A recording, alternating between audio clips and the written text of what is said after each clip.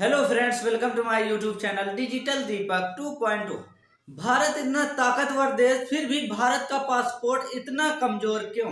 भारत एक ऐसा देश जो 2 दशकों में ताकत के रूप में उभर कर बाहर आया है और अभी भी रुकने का नाम नहीं ले रहा है। भारत को बड़ी बड़ी countries, super power countries, European countries समान नजरों से देख रही हैं।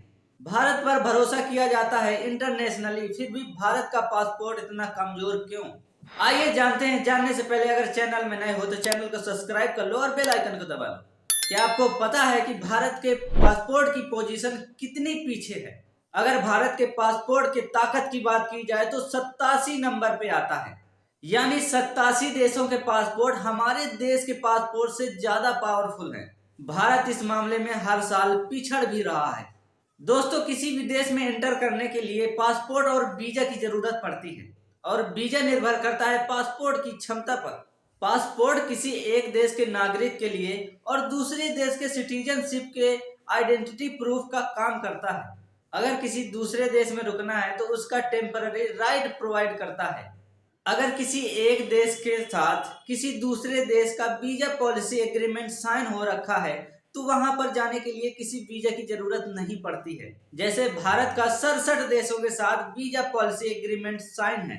अगर आपको ये 67 ज्यादा लग रहे हैं तो जरा रुकिए और आगे सुनिए। जापान का तो 193 देशों के साथ एग्रीमेंट साइन हो रखा है और जापान के जैसे और बहुत सारे देश हैं। भारत का पासपोर्ट अभी इतना पीछे है, लेकिन ऐसा हो क्यों रहा है? जब भारत हर चीज में आगे बढ़ रहा है, फिर पासपोर्ट के मामले में पीछे क्यों है? क्या कोई चूक हो गई है भारत से, या भारत को अभी भी भेदभाव बढ़ावा दिया जाता है, या और कोई बात है? चलिए जानते हैं दोस्तों, हमारे देश के पासपोर्ट का हाल इतना बेहाल क्यों है।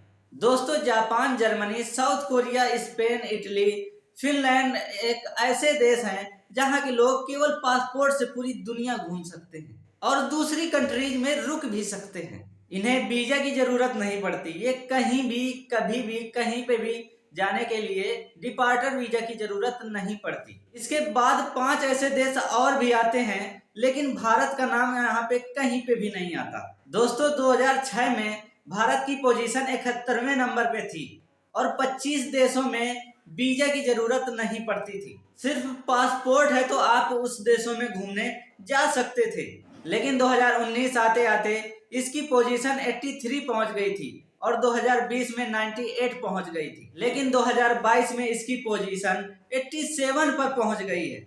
देखा आपने, 2006 में भारत केवल 25 देशों में यात्रा कर सकता था और उसकी पोजीशन 71वीं थी, और आज 67 देशों में वीजा एक्सेस है, लेकिन रैंक 87 पर है। दोस्तों, इससे ये पता चलता है कि भारत के फ्री एक्सेस वाले वीजा की कंट्रीज की संख्या तो बढ़ी है, लेकिन इतनी तेजी से नहीं जितनी तेजी से दूसरे देशों की संख्या बढ़ी है। भारत कछुए की चाल से चल रहा है, इस वजह से आगे जाने के बजाय पीछे खिसक रहा है। दोस्तों, ऐसे पासपोर्ट की पोजीशन कौन देता है, आइए जानते हैं। दोस्तों, ये जानकारी रिलीज करता है एक London based immigration consultancy, healthy and partners. हर साल ये कंसल्टेंसी एक इंडेक्स पब्लिकली रिलीज करती है जिसमें 199 कंट्रीज के पासपोर्ट को रैंकिंग दी जाती है, इस आधार पर कि वो पिछले साल के मुकाबले इस साल कितने और देशों में फ्री वीजा एक्सेस कर लिया है। दोस्तों, अभी भी भारत के पासपोर्ट की पोजीशन ऊपर जाने में बहुत ज्यादा समय लगने वाला है। दोस्तों, आपको क्या लगता है कब तक हमारे पासपोर्ट का रैंकिंग नंबर 1 पर होगा? अपनी राय कमेंट पर जरूर दें। अगर वीडियो अच्छा लगा हो तो लाइक करें, कमेंट करें, शेयर करें, चैनल को सब्सक्राइब करें और बेल आइकन को दबाना न भूलें। Thank you so much. जय हिंद।